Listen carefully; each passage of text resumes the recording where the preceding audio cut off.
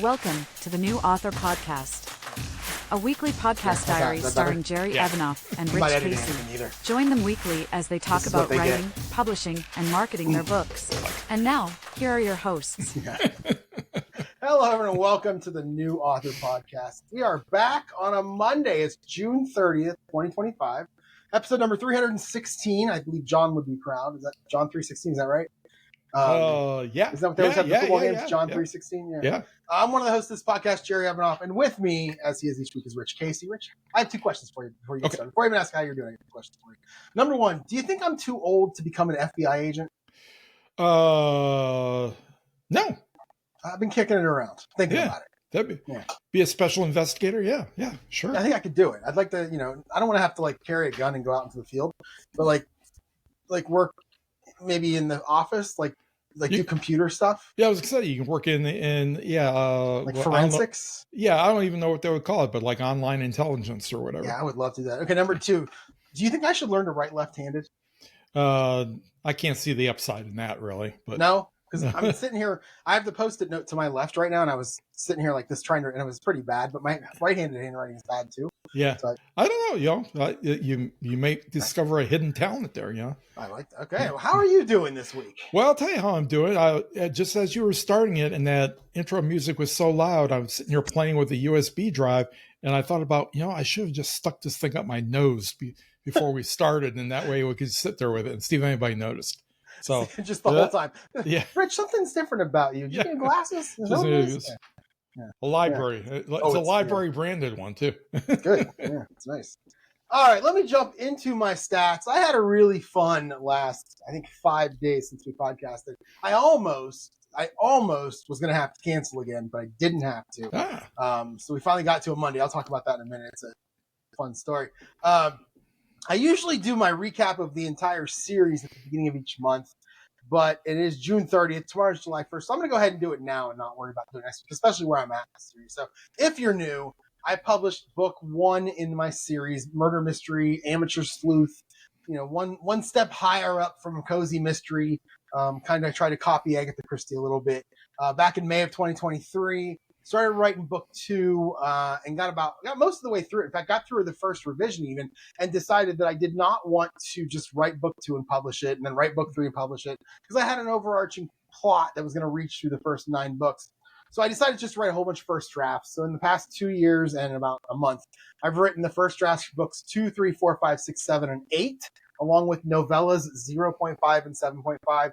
I just started plotting book 9. I've also written novella 1.5, but I don't really like it. I'm going to make some changes to it and then put it back. I'm going to finish book 9 hopefully by the end of August, then go back and start editing book 2 and start publishing from there. So doing that enables me to, a lot of the characters in book 9 are going to be characters from previous books. So it enables me to make sure that I get them right. If I want to change something in their personality when they were introduced originally, like in book 3, I can do book 9 and then go back and make that change in book 3 and have it work out well. I just keep thinking of it as a TV season, 12 episodes with the 3 novellas. It's kind of how I think of it. So that's kind of where I am as a writer right now. And last week's goal was to finish the first draft of book 8, which I succeeded. I actually succeeded it less than 48 hours after we podcasted, which was nice. Book 8's final word count is 34,591. And for the year, my word count went up to 104,490 on my way to that 145,000 goal. So hopefully book 9 ends up around 41,000 words. And that'll get me to 145. If not, I'll fall short of the word count, but I will still call it a successful goal because the goal was to finish 9 books, right? First drafts. And that is what I would have done. And that supersedes the number there. So. Right.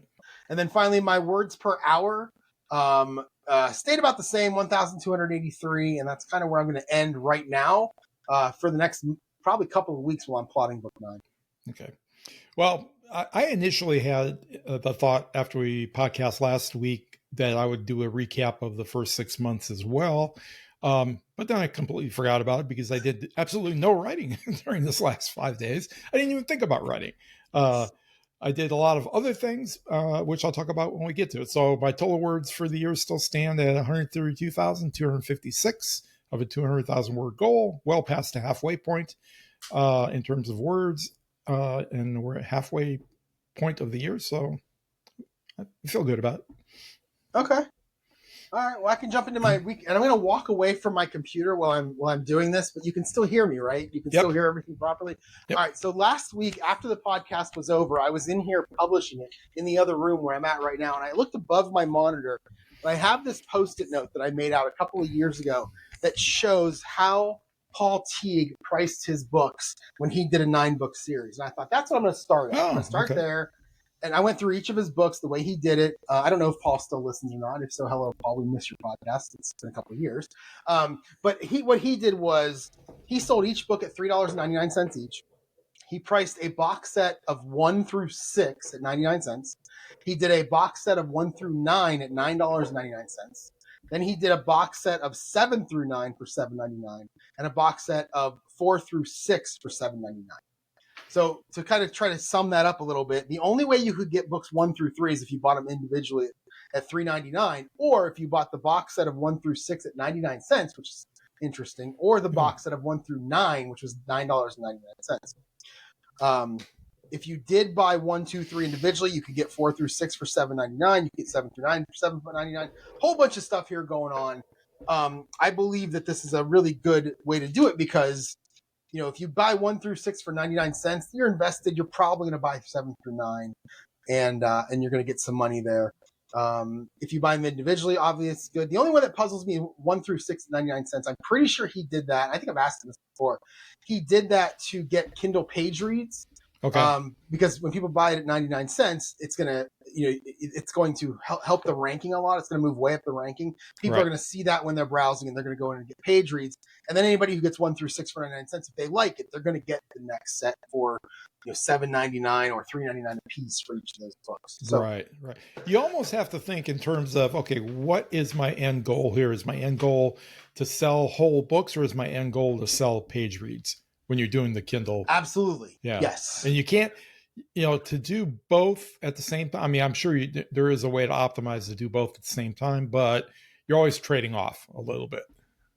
I think the 99 cents was, like I said, was to get page reads. That would push it up the chart for the people who either weren't in KU. They would see it when they were browsing because it would be higher up the chart, so it would show up in earlier search terms. Right. Search engines, I believe. Right. That'd be my guess on why he Right. did that. I don't know what it is now. I haven't looked back at it since I put this note card down. So anyway, I was staring up at it as I was waiting for our video to render or whatever it does. After I edit, I do a little bit of editing to the beginning of it and make a couple little changes. It seems to, for whatever reason, record 5 seconds of blank video. So I have to go in and edit that each time. It takes about 10, 15, 20 minutes to then re-render. So I was staring up at this Post-it note that was right above my monitor, and I started thinking about the endings of my books. So, for example, I have book 7.5, which is going to be a free book at the end of book 7, and it's book 7 is not a to be continued. You can quit if you want to, but book 7.5, which is going to be free in the end of book 7, is a to be continued. And I would hope that if you like the series in book 7, you'll go to book 8, and if you read 7.5, you'll want to see what goes on, so you go in book 8. So it's kind of an extra step to try to get people to keep going through book 8. Again, I think if you're 7 books in, you probably will, but just in case. And I started thinking, do I need to do the same thing in some of these other books? For example, if I'm going to put together a box set of, let's say 1 is by itself, and then I decide to do 2, 3, and 4 as a box set, which is what I've been kicking around. Mm-hmm. 1 by itself, $3.99. Maybe I make it 99 cents once a couple more books come out. 2, 3, and 4 is a box set. Should I have some kind of a cliffhanger-y type of ending at the end of book 4 to get them to book 5? Should I do another novella at 4.5? This is stuff that I have no solution yet. I have no answer to this yet, but I really have started thinking about how I want to market this and how I want to try to. I say market, meaning how do I get people to read the next book, right? Without having to do ads for it. So that's kind of what I've been kicking. I don't know if you have thought about this at all. In terms of books, I haven't. But if your strategy is definitely to include box sets and to make certain chunks of books only available as box sets, which I think is what Paul did, then you would definitely at the end of that box of each box set, you would want to have a very strong cliffhanger, something to draw them into the next box set. So every book wouldn't have a cliffhanger, just certain ones. Well, they probably all should have some kind of a unresolved ending of some kind of a plot thread, but the book at the end of each box set should have the strongest, I would think. Yeah, and people that are watching on YouTube, if you just want to pause Right now, you can see what I'm putting up the Post-it note. You can see exactly what Paul did. Am I amazing? That's my right-handed handwriting. So left-handed probably wouldn't be bad. Just saying. Yeah. Anyway. All right. So that was Wednesday. I posted the podcast, went to bed. Everything was great. Life is good. Thursday, I worked from home. Nothing exciting on this day. I worked on the day all day, and then I did nothing in the evening. I did watch that video that I talked about last week, that live presentation class. I never know what the word is there. What was his name? John Tig or whatever. Tig did on basically writing with AI, which again, it's not something I want to do, but I was really interested in seeing what he talked about in terms of using AI. It was really I don't want to say beginner's course to ChatGPT is how I would have done it. It's probably a little bit more than beginner. I don't know. Did you end up watching it? Yeah, it was a soft sales pitch is what it was. Oh, 100%. Oh, yeah.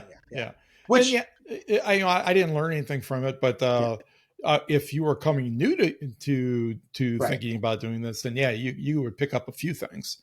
But the one thing there were two things that came out of it for me. One thing was I have a custom GPT. I have a project.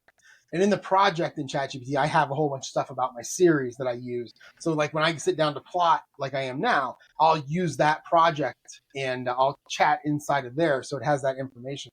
But one of the things he said was having have your style of writing in there, which again, I don't care too much about that, but also who you think the audience member is, your reader, your avatar, as a lot of people will say. Right. I find that really interesting if going into there, maybe putting who I think my reader is. I really don't have a clue who it is, which maybe that's bad.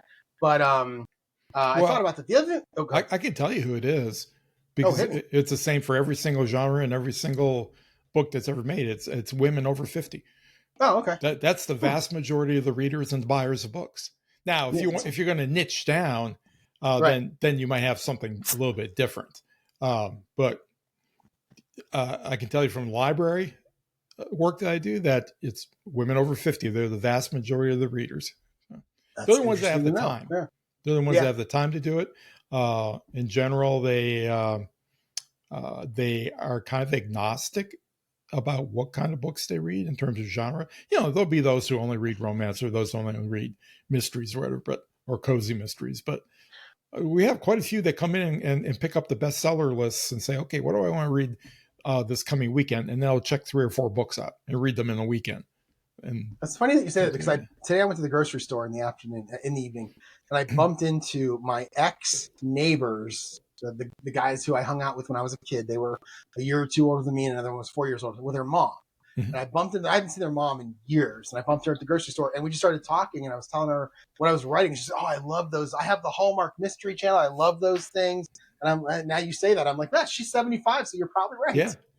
Yeah. Okay. Everybody else is too busy developing a career or raising a family or both.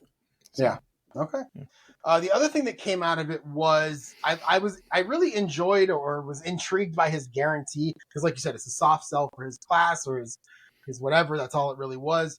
So his course was $347, and he did this thing where he's like, if you sign up, you get this, which is a $500 value, and you get this, which is a $1,000 value. And I'm just yelling at my screen.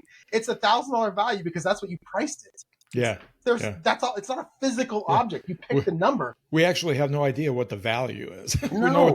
we know what the price is. So in the end, it's like $6,000 worth of stuff and I thought, this is going to be expensive. It was $347. I thought that was pretty reasonable for someone who, if that's the only thing they're going to spend their money on and they're starting out and they want to learn about AI and writing, it's actually not a bad price. Yeah.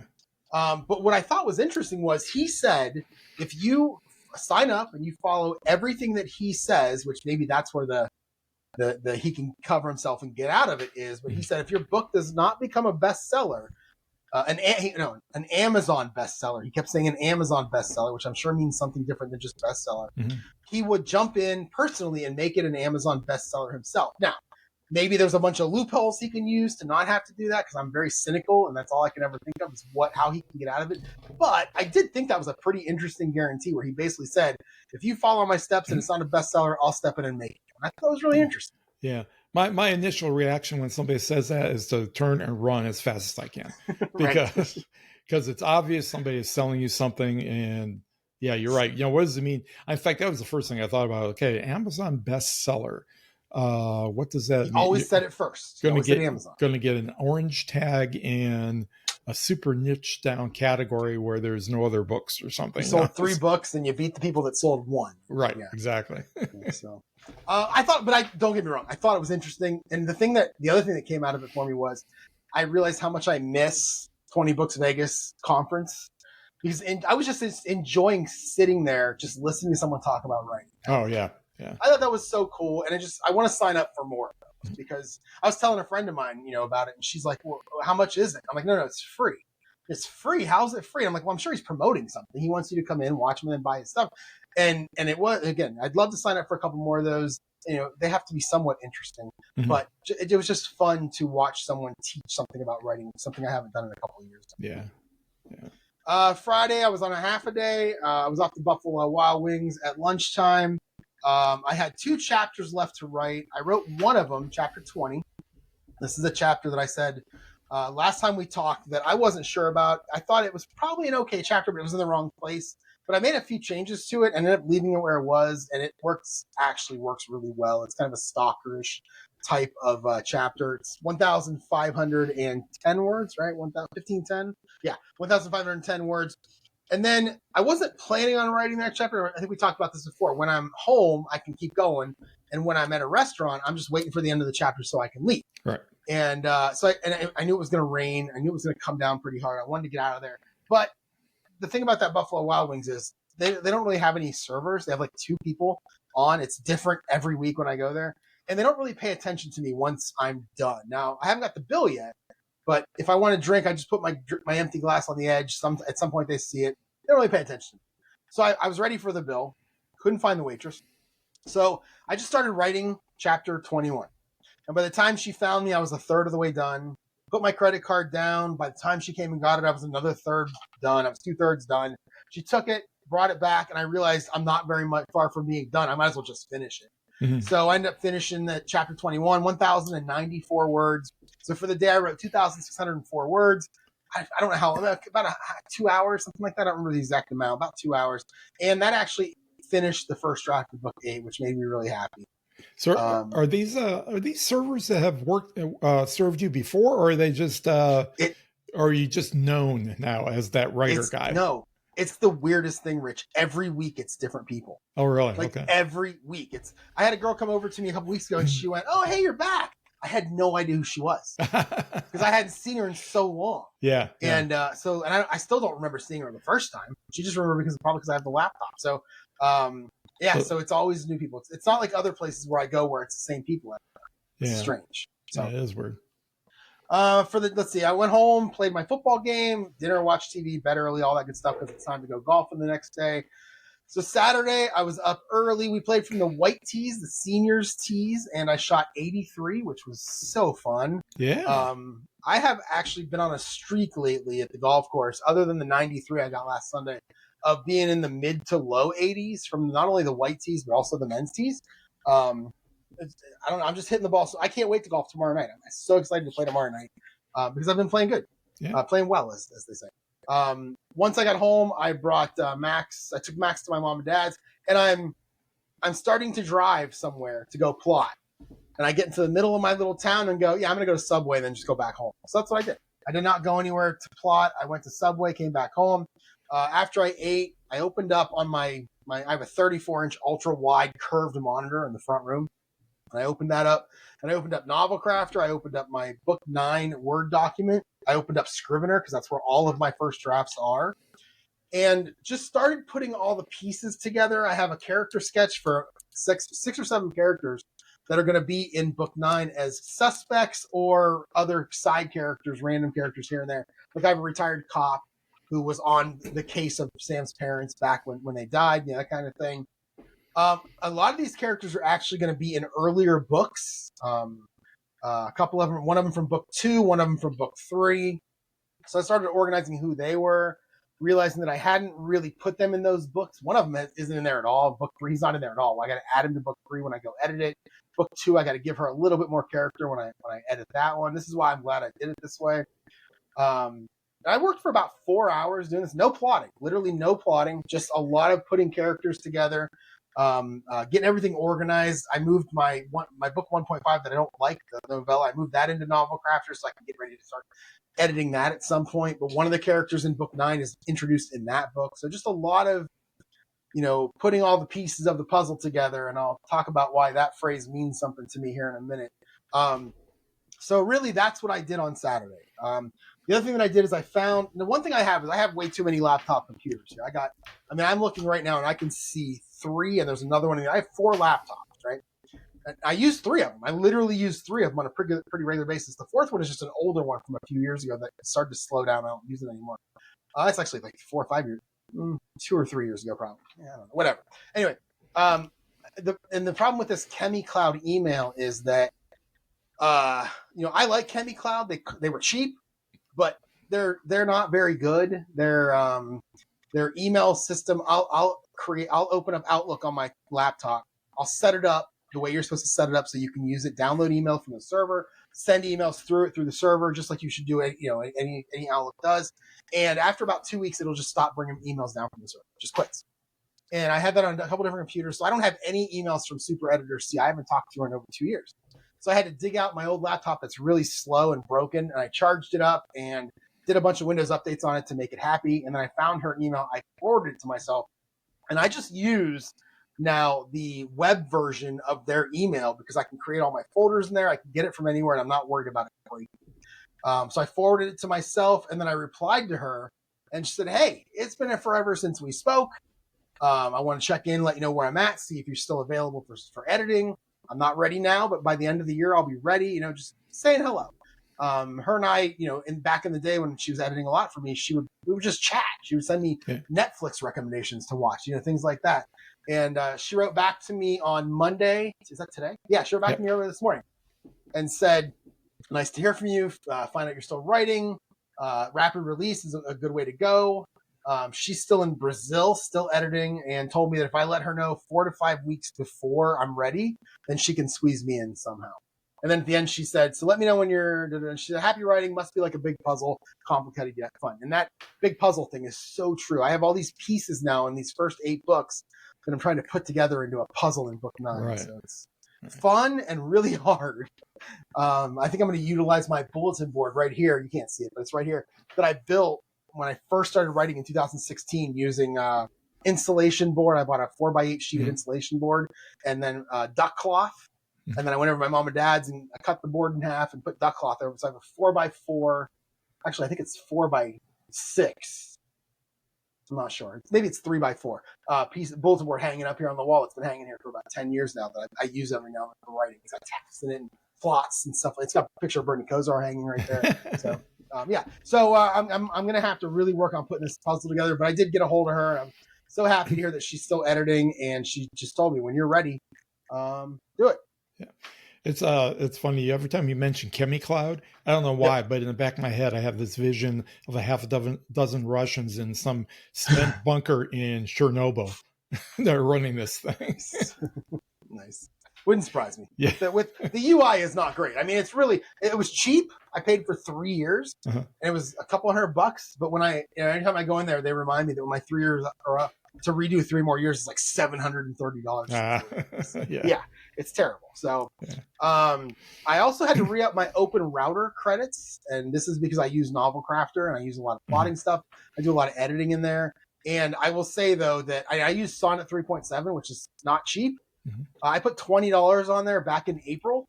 I was down to $3.71 more than 3 months later, so I only spent $16. So it's really not that much money when you're doing this. No, it's not.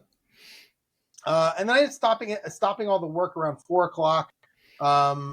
Again, 4 hours or so, nothing plotted, just getting all this stuff together. I did start jotting down some chapter 1 stuff, but I really didn't get very far with it because the next day is where I got far with it. Up early on Sunday to golf again. This is one of those things I don't usually drive in silence on golf days. I usually listen to the radio or whatever, but this time I drove in silence, talking out loud to myself about how I want book 9 to open, this chapter 1 that I was looking into. I'm going to have it open in a cemetery Sam talking to his parents, because that's what this book is all about, the death of his parents. But it's not going to be like a solemn or a I'm going to figure it out type thing, or I miss you so much. He's happy. It's been a few months since book 8 ended. He's in a good spot. He's with Danny. He's happy. So when you talk to yourself, do you have conversations with your mini me, or what are you doing there when you're talking to yourself in the car? I'm literally just talking out loud. Just thinking out loud? Thinking out loud? Yeah, whatever's in my head, I'm just saying it out loud because there's no one in the car to judge me. Okay. And then I'll ask questions, then I answer myself. I mean, okay. I'm wondering if the Chevy Equinox electric car people have like listening thingies in there and they just listen to me. They're probably laughing about it, or they think I'm a criminal, one or the other. But yeah, literally just talk. That's it. It doesn't matter. Like I am right now.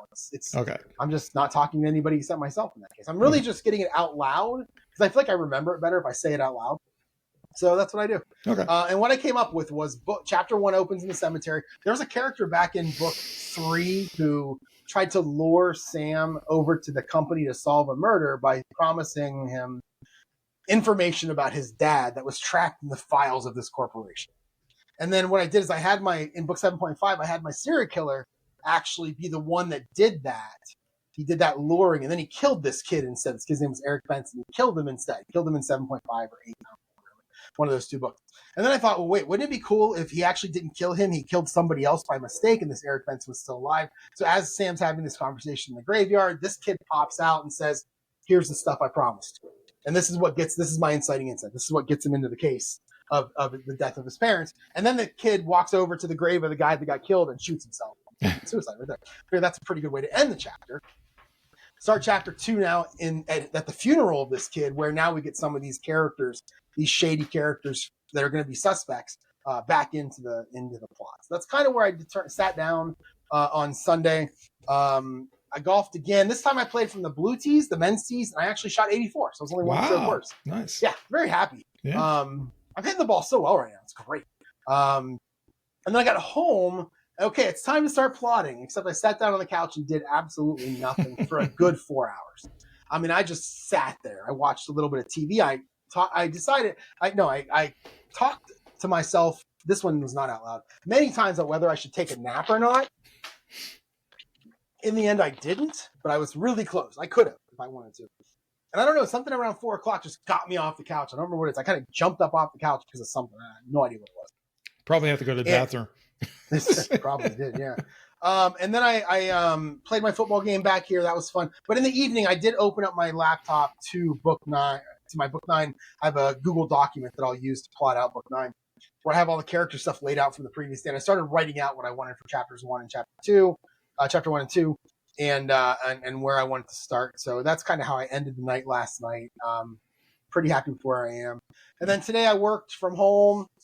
At around 11:45, I left the house to take my car to the dealer to get some service done. The turn signal on the front right side, the passenger side right front, is not working. It looks like a strobe light. It annoys people, and the way that I know that it annoys people is that when I stopped at a stop sign yesterday, the woman in front of me got out of her car and said, "Hey, there's something wrong with your light." And I go, "I know, I'm taking it in tomorrow." I go, "Is it annoying?" She goes, "Yeah, kind of." I was like, "Oh, sorry," and I turned the light. I turned the auto off. So it wasn't doing it anymore. But when I got there, they told me they didn't have rental cars, even though they told me they would have rental cars. And then they said, "Come back tonight." I said, "Okay." So that's why I thought I was going to have to cancel. But I ended up getting there right after work. I drove up, and they actually gave me another Equinox. Unfortunately, this is the gas version. So I'm going to have to go back to gas stations and relearn that skill. It's been like 8 months since I put gas in the car, Rich. I don't really know if I know how to do it. And then I got home, I went to the grocery store, got some groceries, and came back here, and I'm watching YouTube, and we are podcasting.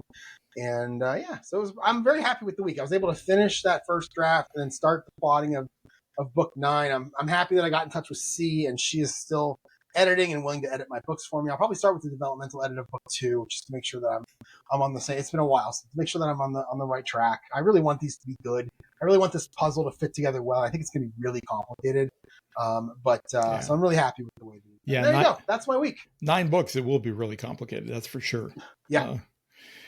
Have you ever noticed that in I can't remember the last book I read where there was an intense conversation going on between 2 people, or there was some kind of a confrontation, or there wasn't a confrontation. It was just two people that were just having dialogue. And you never see anybody say, hold that thought. I have to run to the bathroom. You, you never see that in books. I don't know why. All right, I can try to add it for you in one of these if you want me to. Yeah. Well, my week or my 5 days was, like I said earlier, absolutely no writing. Thursday, I was working at the library all day, so from 9 to 6. And then in the evening, when I was going to do a little bit of something, I got a call from my son. And he and his wife decided that I knew they were going to do this at some point. I just didn't know that they were going to jump on it this quick. They'd only been in Grand Rapids now for 3 days at this point, that they were going to go ahead and buy a car. Okay. My daughter-in-law was originally going to get a car from her father, but her brother moved back home. So that car kind of got sucked up by her brother. So he gave her some money instead of go buy a car. So then we have to spend a lot of time talking about what are some good cars to buy. And more specifically, used cars. They were going to buy one off a fleet car off an Enterprise lot, because that's what I've always done my whole life. I've never bought a car from a dealer. So, we went through that, and they finally narrowed it down to, a Toyota or a Hyundai that they would probably get, something that has good reliability ratings. And my daughter-in-law wanted a sedan. So, and cars in that kind of range that she was looking at all have these continuous variable transmissions, and some makers like Nissan have horrible transmissions.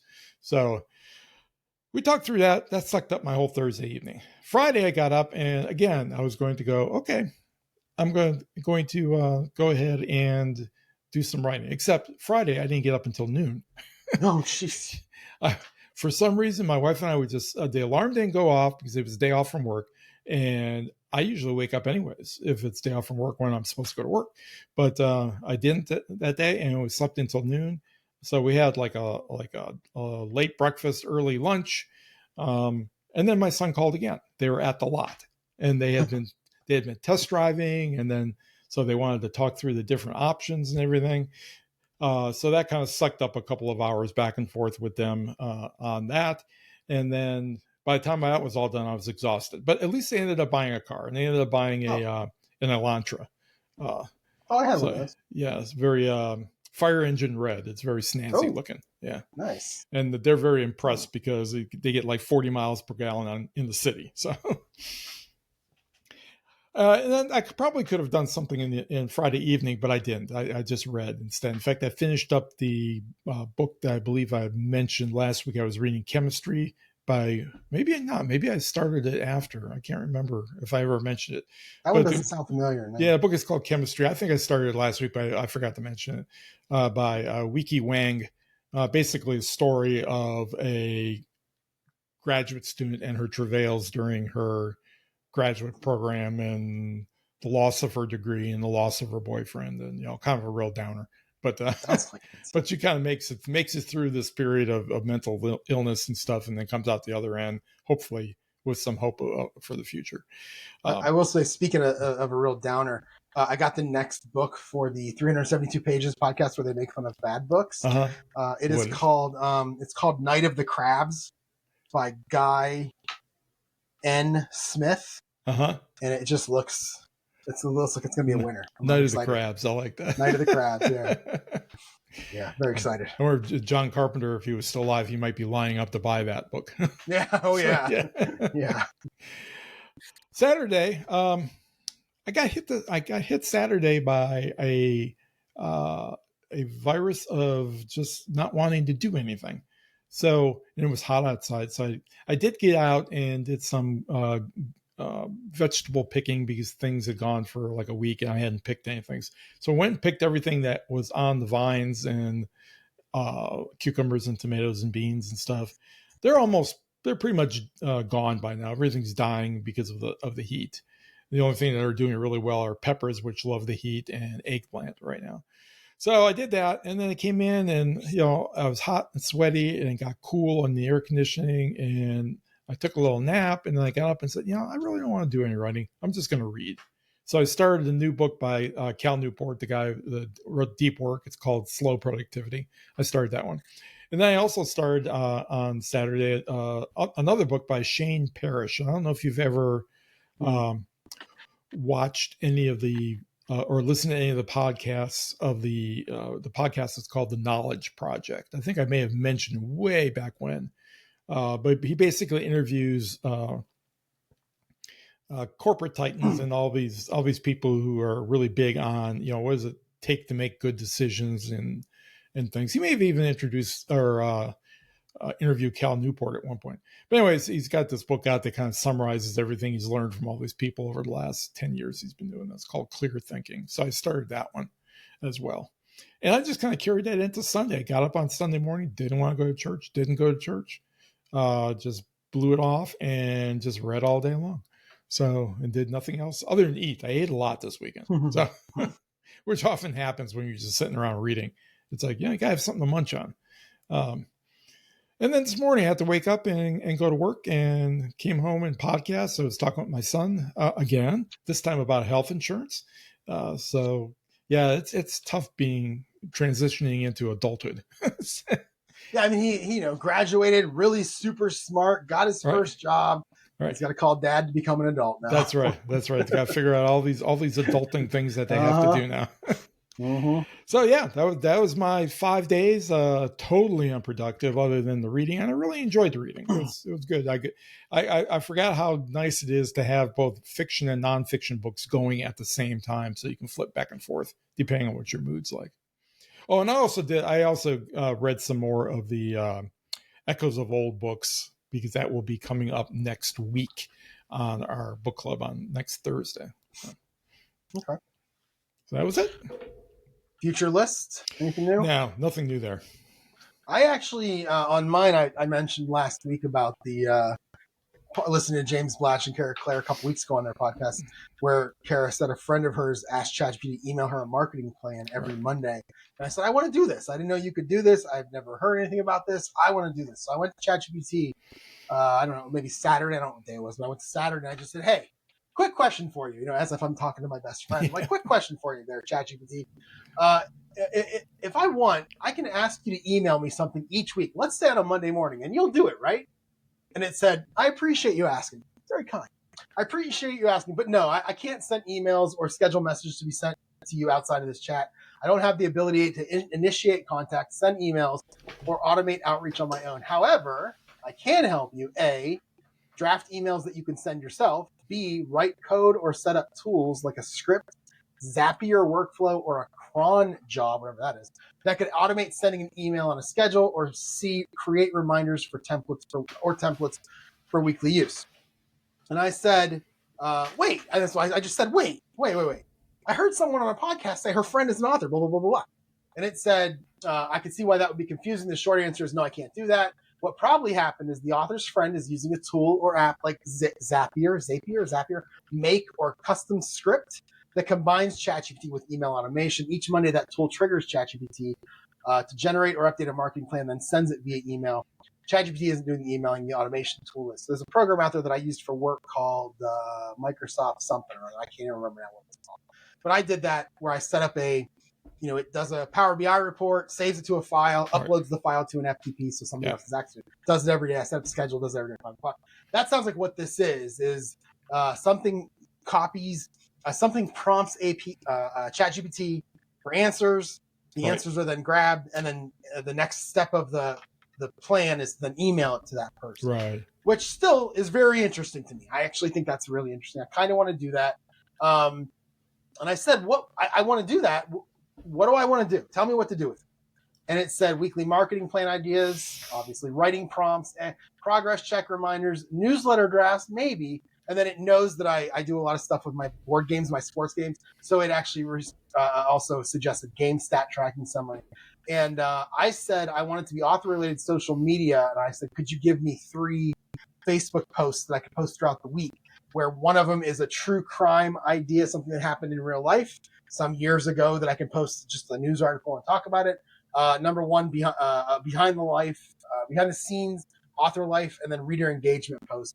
And then I just stopped there, but because I thought, okay, this is interesting. Not ready to do it yet. Right. But I do find this interesting. So that's kind of where that was from last week. That's that makes more sense when you said that. And I listened to that podcast, but I think I kind of just glossed over. I remember her saying it, and I just didn't really think about it at the time. Yeah. But I after you mentioned it, I couldn't figure out how in the world would ChatGPT actually do that, given what it is. You would have to have some kind of a intermediary program that was running interference between it and you, basically. Yeah, the program I used is called Power Automate, which it does a whole bunch of things. Holy cow. So I wonder if it could it send to something to ChatGPT, get an answer back, and then email that answer to me is what I'm wondering. Yeah, probably could, but you would have to tell it what to send to. Yes. Right. But I could probably say, hey, on Monday, send ChatGPT a message saying, find me a true crime thing that happened in the last 100 years that's interesting. Right. Give me an idea for a post and give me an idea for whatever. Now email that to me. Email the responses to me, and I could get that in an email. Right. That's probably how I do it. My guess. Yeah. And then the other thing I have on here for my running list of future things to do it's not new. I added it last week while we were podcasting, was plan a Vegas trip. And I will say that part of that trip is planned because I booked the hotel today. Cool. New York, which is going to be nice. I have a flight ready to book. I just haven't pulled the trigger on it yet. So I'm very excited now to go. Now that it's a reality, I'm really excited. Great. Yeah. That'll be fun. In terms of my addiction to, again, nothing really, I would say, golf, because I've been playing and hitting the ball well. And I just really look forward to doing it. And, but other than that, really nothing new. Like I play my board games almost every night. Kicking around the idea of playing after we're done here, even though I have to get up at 5 a.m. I have a golf game set up right in front of me that I might want to play later. So I don't know. Nothing really that I can think of. Yeah, me neither. We're still eating ice cream in the evenings, but that's kind of become old hat now. It's more like a habit than an addiction. Mm-hmm. So yeah, I can't think of anything either. Yeah, okay. All right, well, let's get into the schedule this week. I have no word count goals this week as I'm just plotting now. And this is where if you're ever looking through my my calendar where I plot, I keep track of all my word count for each day. You'll scroll and then you'll see an empty spot for like 3 weeks. Then you'll see a whole bunch of entries and then empty spots again for like 3 weeks. This is where I was doing my plotting. That's what's going to happen here. Is there's going to be an empty spot for the next couple of weeks. My hope is to get done plotting by the end of next week and then get done writing by August 31st. Mm-hmm. By the time I'm ready to leave Vegas, that's when I want to be done with book 9 so that when I come back after Labor Day, I can start editing book 2. That's kind of the plan. It'll be a tough one, but that's kind of where I'm sitting right now. Right. So tomorrow, Tuesday, I'll be in the office. I'll do some plotting at lunch. And then I have my golf league in the evening. We are starting the second half, so we have 9 weeks left of our golf league. So that's going to start tomorrow. Wednesday, I'll work from home. I don't know what I'm going to do yet at lunch. I may plot. I may play games. Who knows? I have no idea what I'm going to do yet. And then Thursday, I'm back in the office. And again, I'll try to get some plotting done at lunch. Friday, it's July 4th, and it's a holiday for all of us. We are closed, like most businesses are. So I'll definitely do some plotting at some point. I don't know if I'll go out in the morning or if I'll just sit here and do it at home. I'm not sure yet. And I'm sure because it's a day off that I'm not golfing. I'll play my board games, have a good day. Saturday and Sunday, both days, I have tea times, 6:40 a.m. And then in both cases, after that, I'll come home. I'll either go somewhere or I'll stay here. When I'm plotting, it's a lot easier to stay here. Right. I don't need to concentrate as much as I do when I'm writing. So try to get as much done as I can. Continue to work on my story Bible, which I didn't do much with yet, to get those codex elements updated. I'll do my non-grocery errands on Saturday and my grocery store on Sunday. And then I'm sure, like I said, I'll play some games those nights too. And then Monday, I'm back to working from home. This will be back to a normal week. In fact, I won't even have a half a day that week because I had to get rid of some of my half a days because I'm going to Vegas. So Monday's just going to be a normal work from home and try to get something done at lunch. And then a goal. This is a tough one. Coming up with a goal when I'm just plotting is tough because I don't know how long things are going to take. I don't know what kind of turn I'm going to take in terms of plotting. Am I going to all of a sudden say, let's do the climax and work backwards? Because I've done that with some books. Am I going to just do the midpoint and work out? I've done that with some of these books.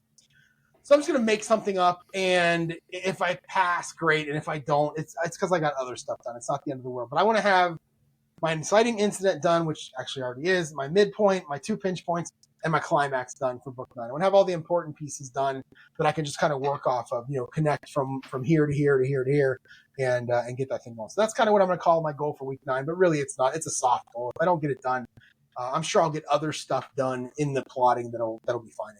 Nice.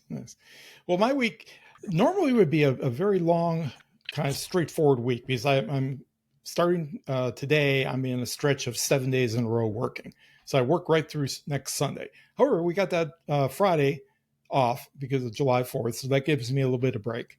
But the previous day, I work 12 hours on Thursday. Ooh. I come in at 9. I work until 9 at night on Thursday, because from 6:30 till 9, I'm going to be the MC of a 4th of July bingo party. Wow. so at the library. So nice. That'll be interesting. First time I've ever done anything like that. Call in bingo for all of my readers. I know. Yeah. Well, I'm told that everybody who works at the library, that I am, quote unquote, the most charismatic. Now that's really hard to believe. But I guess compared to other librarians and the kind of people I go into that work, it's like that. So yeah, that's going to be a super long day. But the benefit of that is that because I can only work 40 hours a week, but you can't work overtime. So the Wednesday, I'm kind of doing this in reverse here. Wednesday, instead of going in at 9, I don't have to go in until 1 o'clock in the afternoon. So I'll only work 1 to 6 on Wednesday. Hopefully I'll get a chance to do some writing there in that morning. I'm not going to plan any garden work on that day. It's just not enough time really to get real hot and sweaty and then have to go into work. So I'll try to do some writing on Wednesday of some kind. Tuesday, tomorrow, it's the same thing. I don't have to go in until noon because it's my normal work till 9 o'clock day. So I hope even tomorrow morning to be able to do something a little bit in terms of writing. I don't think I'm really going to set any word count goals, but if I actually just do some writing, I'll be happy with that. Yeah. However many words I get. And then next Saturday and Sunday, Sunday's going to be, since I'm working it, I do have some comp time that I need to burn before I lose it. So instead of going in at 10 on Sunday, I'll probably burn some of that comp time to only go until at 1 just before we open. Stay till 6, but Sunday morning is taken up with church, and I haven't been to church in a month with traveling and everything else I've been doing. So I better get back there, else they're going to forget what my name is. And then Saturday is just going to be a normal 9 to 6 work day, and I'll see if I can fit something in, or maybe not. We'll see. Okay. So I'm just going to the goal, I guess, for the week overall is just try to get some writing in, see what happens. All right. Stuff to share. I've got something to share.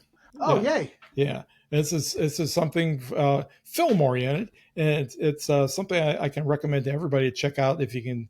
I don't even know what they call it because I'm not sure, it was never theatrically released. I guess it would be called an internet movie.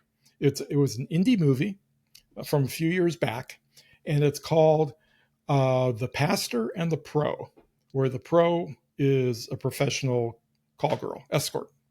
I watched it this afternoon when I had some time off of the front desk and nobody was asking me to do anything. It is really good. It's a low budget movie, obviously, because it's a bunch of set pieces in rooms with people. So there's not a lot going on outdoors or no action scenes or anything, but it was very, very well written and well acted too, building up the sexual tension between these two people, and then right at the climax, no pun intended, right at the climax of the story, there is a twist that is really, really nice. Perhaps you could have guessed that it was coming. I never guessed that it was coming. It was really nice, and then there was even the denouement was nicely done. So.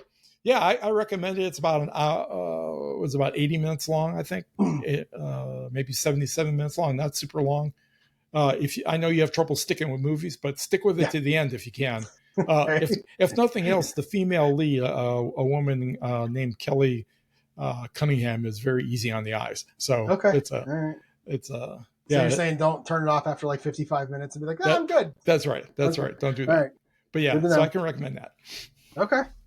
All right, that's good. I don't have anything to share, but I'm with you on that one. That sounds good. And the other thing I'm thinking about now that I think about it, I bet that movie, I don't know if it was direct to script or what, somebody just wrote the script, but basically it is the length of a short story. So it shows you how you can do a short story with 80 minutes. Well, 80 minutes would transfer into approximately maybe about 12,000 words. Oh, 12, really? Wow. Yeah, 12 to 15,000 words. Okay. I think it's like 9,000 words and 9,000 words an hour for really? Audiobooks. For screenplays or? Well, for audiobooks. So, so movies all talking. So that's true. Interesting. Okay. So it is formatted and structured like a short story, only it shows how complex you can get. Now, the advantage to film is that you can have a lot of things in the picture and in the scene that you don't have to literally describe. But yeah, it shows you how you can move a plot along very quickly with more than just one person and still get a really decent story out of it. Okay. All right. The Pastor and the Pro, right? Yep. All right, sounds good. All right, I have nothing to share this week, so I think that's going to end the podcast. Anything else you want to talk about? No, I'm done. All right, so if you want to get in touch with me, you can email me, jerry@jerryevanoff.com. The website is jerryevanoff.com. That's all I want to say. I'm a Facebook author page. I'm going to get back there at some point. Facebook.com/Jerry25. No, /Jerry Evanoff author. That's it. It's going to be the Facebook page. It's in the show notes. My email address is rich@richcacy.com, and you can find me on Blue Sky at Kacy himself. All right, everyone. Thanks for listening. Thanks for watching, and we will be back next week at this time. Have a good night. Yeah, have a great week, and maybe 7 days we'll actually have in between podcasts this time. There you go.